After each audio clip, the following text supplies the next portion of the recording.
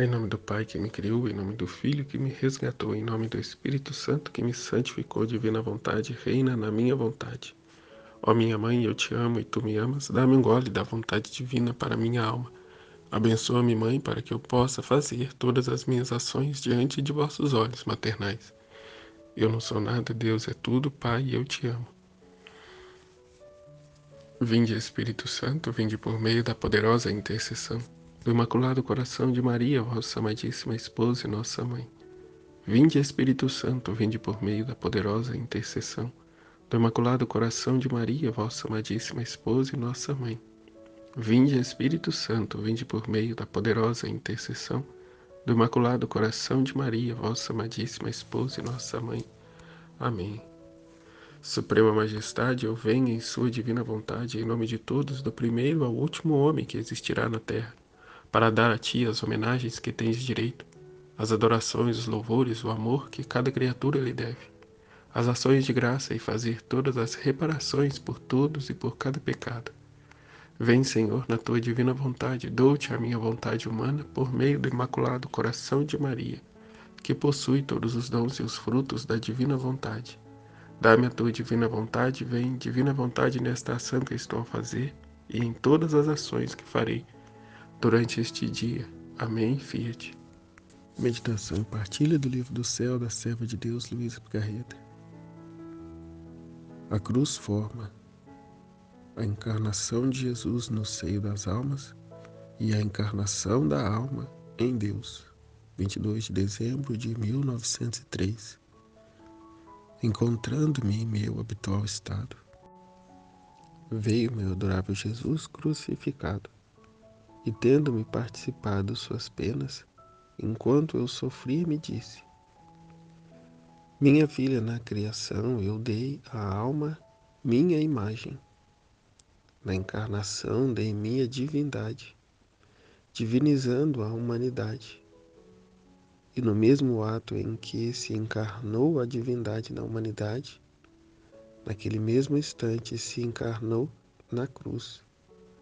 Assim que desde que fui concebido, me concebi unido com a cruz. E se pode dizer que assim como a cruz foi unida comigo na encarnação, no seio de minha mãe, assim a cruz forma outras tantas encarnações minhas no seio das almas. E assim como forma minha encarnação nas almas, assim a cruz é a encarnação da alma em Deus. Então a cruz está presente desde que a divindade se encarnou na humanidade, né? Desde que Jesus no ventre de Nossa Senhora, que vai dizer, né, ao ser concebido, né, assim que desde que fui concebido, me concebi unido com a cruz. E se pode dizer que assim como a cruz foi unida comigo na encarnação no seio de minha mãe, assim a cruz forma outras tantas encarnações minhas no seio das almas. E assim como forma minha encarnação nas almas, assim a cruz é a encarnação da alma em Deus, destruindo-lhe tudo o que é de natureza humana e enchendo-a tanto da divindade, de formar uma espécie de encarnação, Deus na alma e a alma em Deus. Então aqui está o grande segredo da cruz, né? Assim, a cruz é a encarnação da alma em Deus, destruindo-lhe tudo o que é de natureza humana e enchendo-a tanto da divindade, de formar uma espécie de encarnação, Deus na alma e a alma em Deus. Então a cruz nos há de nos acompanhar por toda a nossa vida, e louvado seja Deus. É ela que destrói o que é de humano em nós, o que é de natureza humana, né? O que está corrompido, o que foi corrompido, né? Enchendo-nos tudo da divindade. né, de modo a formar uma espécie de encarnação, Deus na alma e a alma em Deus. É desapegarmos, né? Desapegar de tudo que é terreno, de tudo que é baixo, de tudo que é a nossa vontade, né? E firmarmos na vontade de Deus, né? E para isso, deitemos na cruz e nela permanecemos. Permaneçamos imóveis, né? Quietos, em silêncio, resignados à vontade de Deus. É assim como já foi dito na escola, né? De modo a quando vier o inimigo a nos cutucar, permaneçamos como que mortos, mortos para a nossa vontade, porque ele nos cutucará, né, com aquilo que mais nos é prazeroso.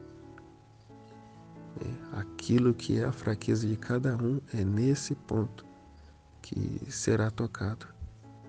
É nesse ponto que a nossa vontade humana vai gritar, vai se debater, né? Vai fazer força contra, porque não quer se submeter, não quer perder o seu reinado, né? A todos, Jesus pede um sacrifício, né? E ao ver a nossa plena adesão a Ele, tanto maior é o sacrifício que Ele nos pede, ou a cruz que Ele nos dá, a fim de confirmarmos, né, no amor a Ele, a adesão a Ele, ao seguimento a Ele e a renúncia de nós mesmos, da nossa vontade, nossos caprichos, de nossa própria vida humana, nossa realidade humana. Aqui eu me lembro, né, da passagem do jovem rico, né? É o chamado que ele pede a todos nós, né? E temos a liberdade de aderir ou não. Como o jovem rico diz, né, mestre, o que devo fazer para ser salvo? Jesus diz, né, observe os mandamentos. Ele diz, já faço tudo isso. Ah, então ótimo, então você quer ser perfeito, né? Então vai, vende tudo que tem e dê aos pobres e me segue, né? E ele ficou triste, né? Porque tinha muitas coisas, né? Muitas riquezas.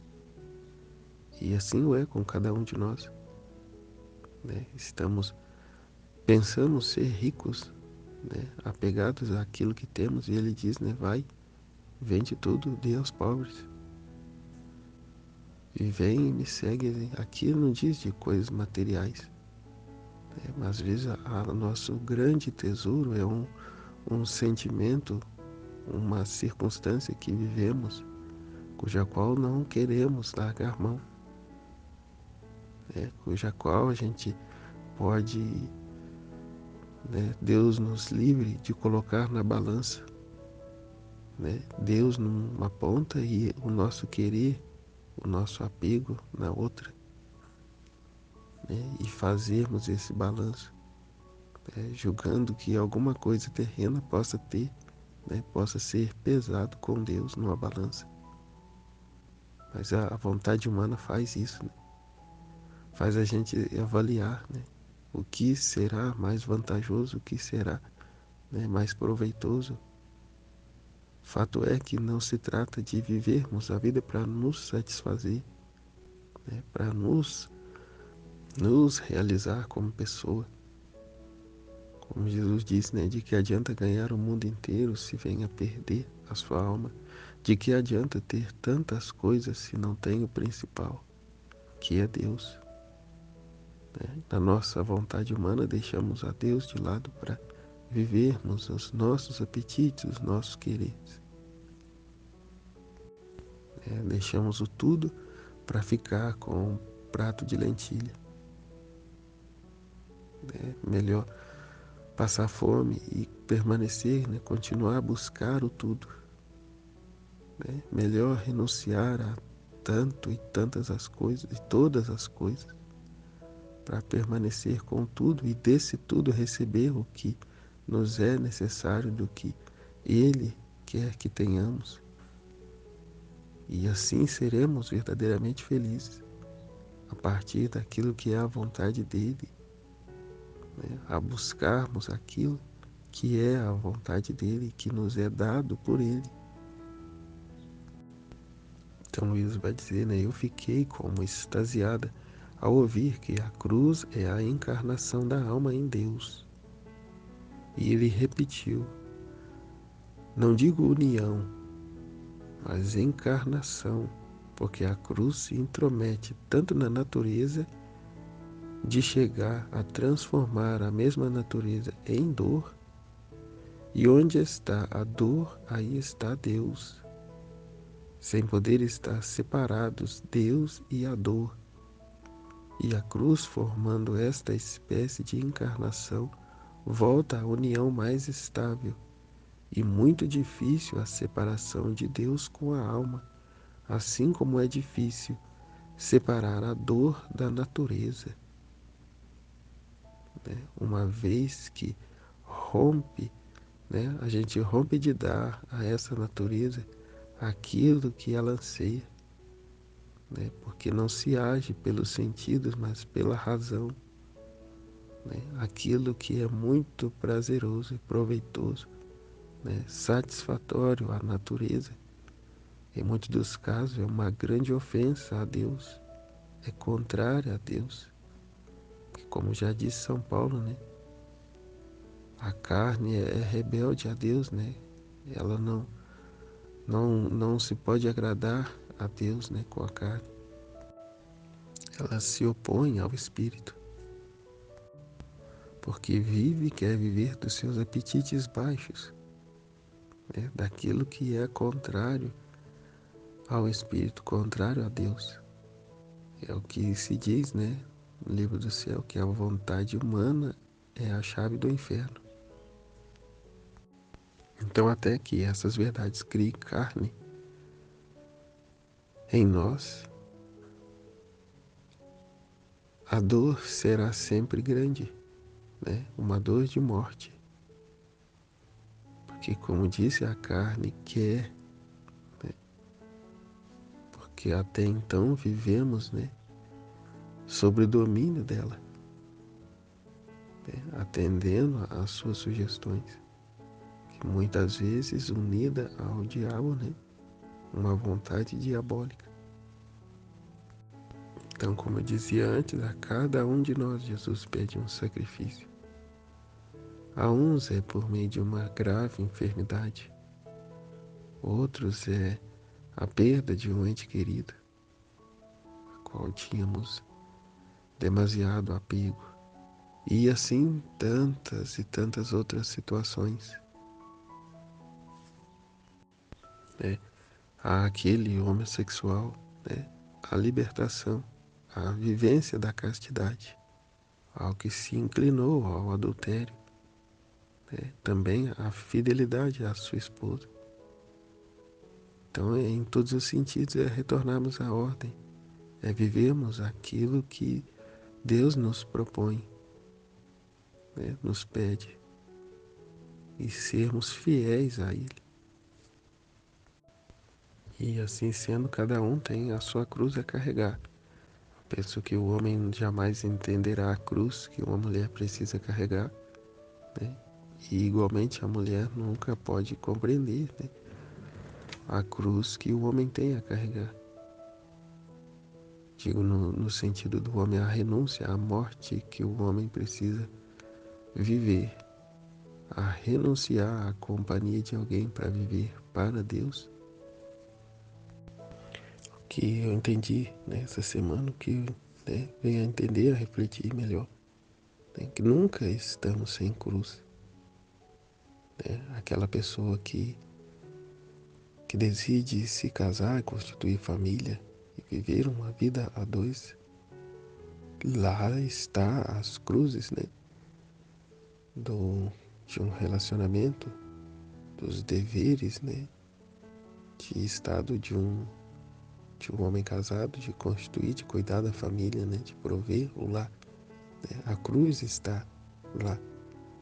E aquele também que se resignou e quer viver só para Deus, a cruz também vai estar lá com ele, devido à renúncia, à grande renúncia que ele fez, abrindo mão de tudo isso.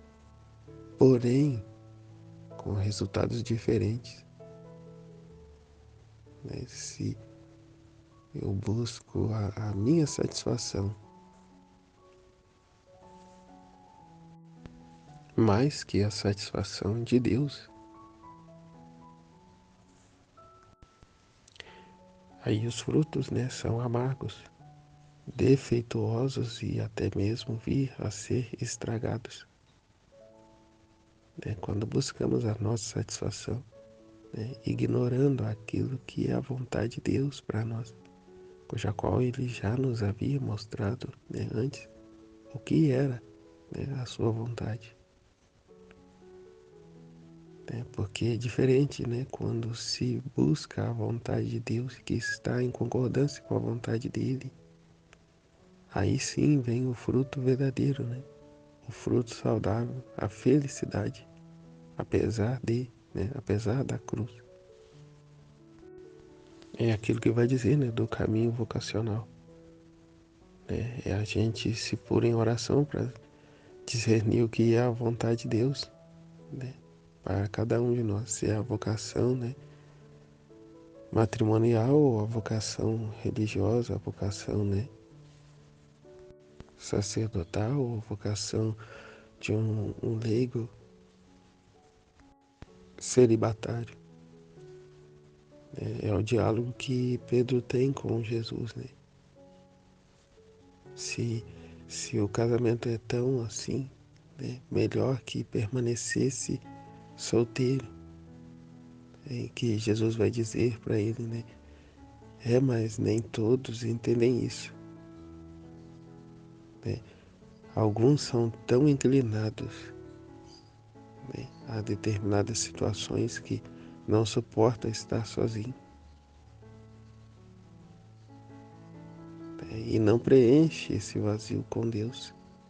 Quer se preencher com o mundo, com os prazeres do mundo. Mas é preciso ter aqui essa mentalidade que Jesus está nos dando, né? Que a cruz é que encarna Deus na alma e a alma em Deus. Que é o que Jesus diz, não digo união, mas encarnação. Né? A cruz se encarna, porque a cruz se intromete tanto na natureza de chegar a transformar a mesma natureza em dor. E onde está a dor, aí está Deus. Sem poder estar separados, Deus e a dor. E a cruz, formando esta espécie de encarnação, volta à união mais estável e muito difícil a separação de Deus com a alma, assim como é difícil separar a dor da natureza, enquanto que com a união facilmente pode ocorrer a separação. Aqui, como vou dizer, né, que palavra usar, né, que é mais que resignação, né, é tomar como vida a qual situação. Né, se é isso o que decidiu, né, se é aderir, se é a vontade de Deus, né, se, como Jesus mesmo diz, né, não só uma união, mas a encarnação. Né, encarne-se a esta cruz, né, com resignação, com galardia, como se diz, né, com força, e dela não mais se solte, né, esteja, né, fundido a ela, né, e não mais olhe para trás, não olhe mais para o que deixou, né, o que perdeu.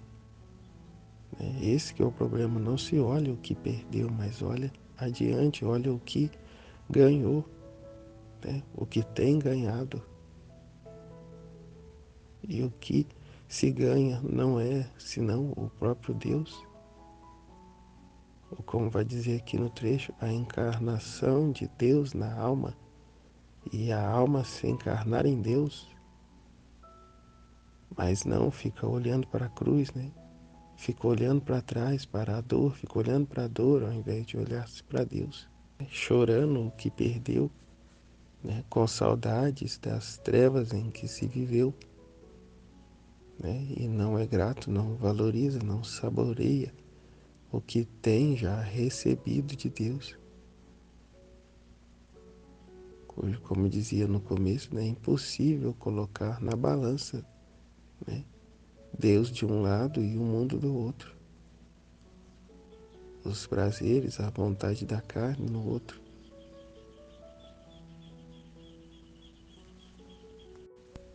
É como que, né, ainda infinitamente maior. Mas como um exemplo é como que querer calcular o valor, né, o preço em reais, quanto se paga por uma vida. Não tem preço. Assim como não tem preço estarmos aqui dessa forma fundidos em Deus, né, envoltos a essa cruz.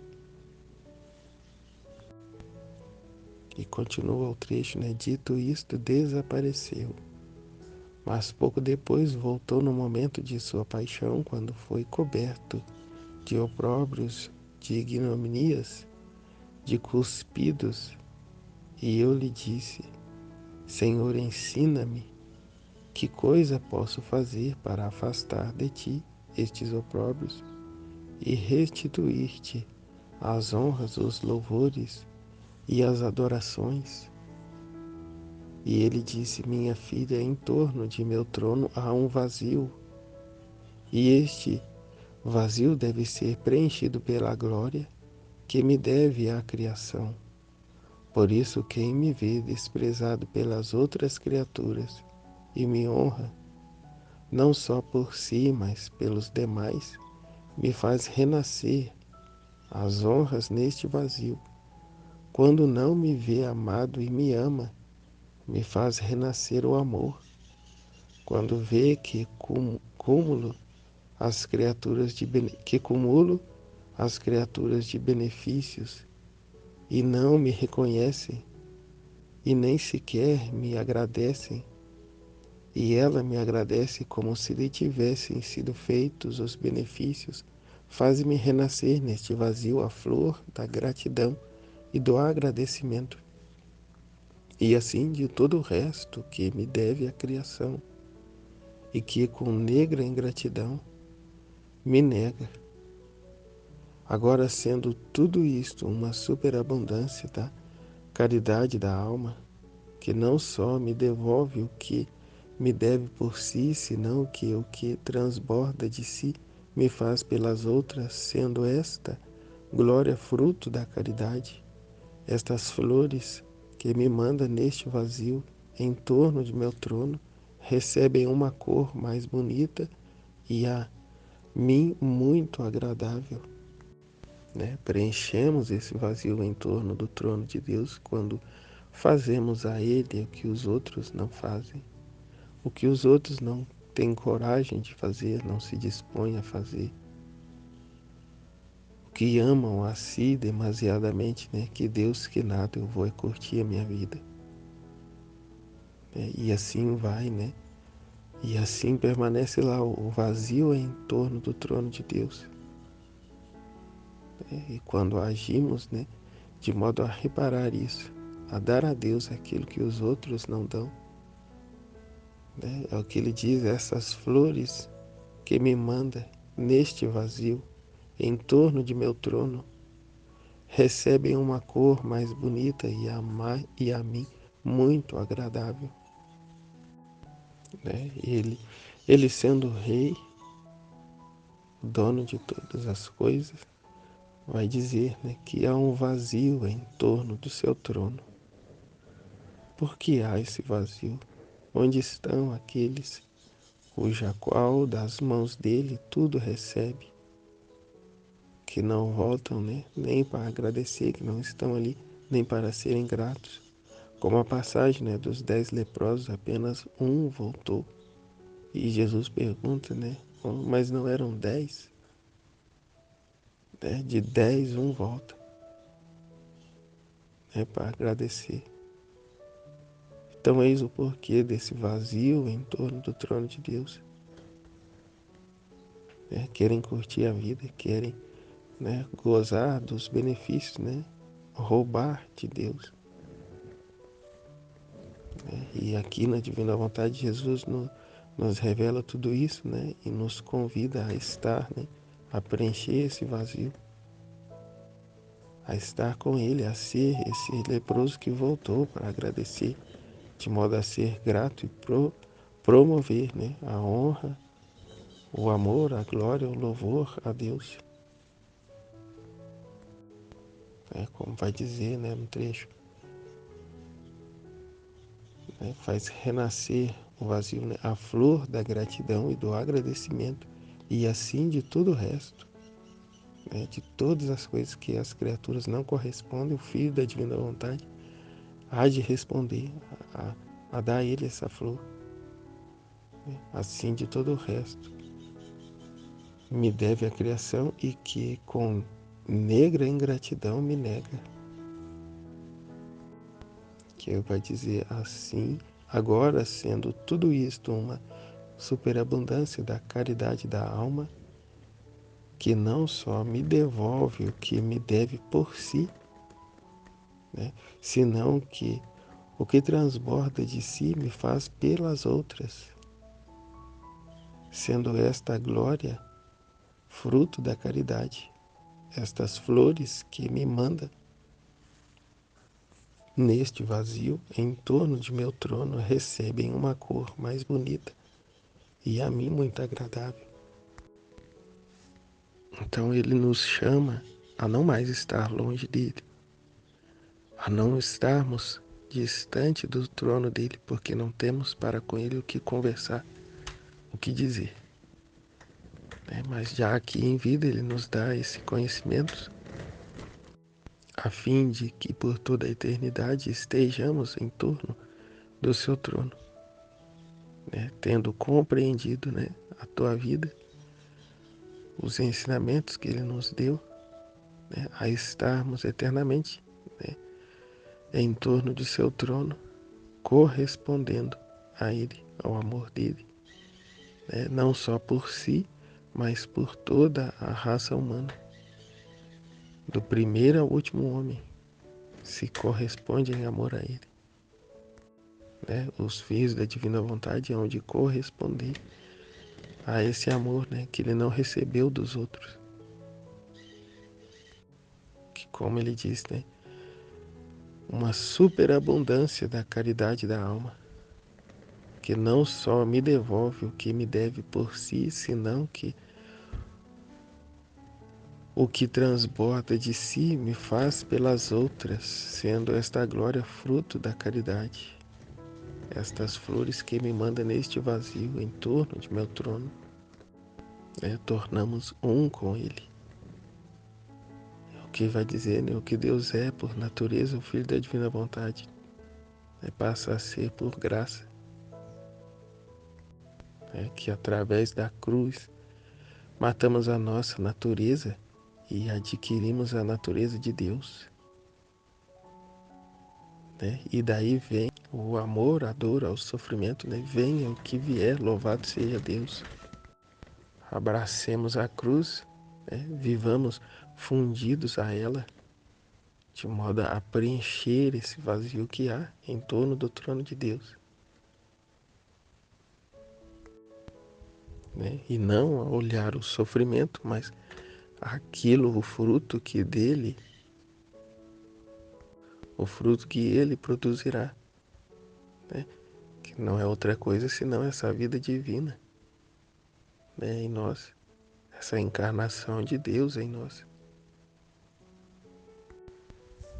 Então, nesse trecho, providente de Deus, vem mostrar que só uma vontade humana totalmente obstinada pode se manter surda a essas verdades. Olha a grandeza dessa revelação, desse trecho, que traria, se possível, se permitido, trazer mesmo um demônio do inferno de volta a ser um anjo de luz, né? E faz ele rolar lá, né? De remorso, de arrependimento, por não poder mais viver isso, né? E nós hoje temos, né, a graça, essa oportunidade, né, com a saúde que Deus nos dá, né, de seguir adiante ao compromisso, né, firmes àquilo que Ele nos oferece, né, essa grandeza, né, que Ele nos oferece. É que Jesus, que o Espírito Santo venha, né, sobre nossas mentes, a fim de que não façamos mais resistência à sua vontade, né? Que Deus nos livre de colocar numa balança a vontade, né? O querer humano, né? Contra o divino, mas que Ele nos dê, né, o uso devido da nossa inteligência e não seguir pela razão, né, pelos apetites da carne, mas pela a inteligência que Ele nos deu para ser usada, a fim de reconhecermos a verdade e vivermos nela, aderirmos a ela, né? Doa o quanto doer, né? Se é que se pode dizer uma dor,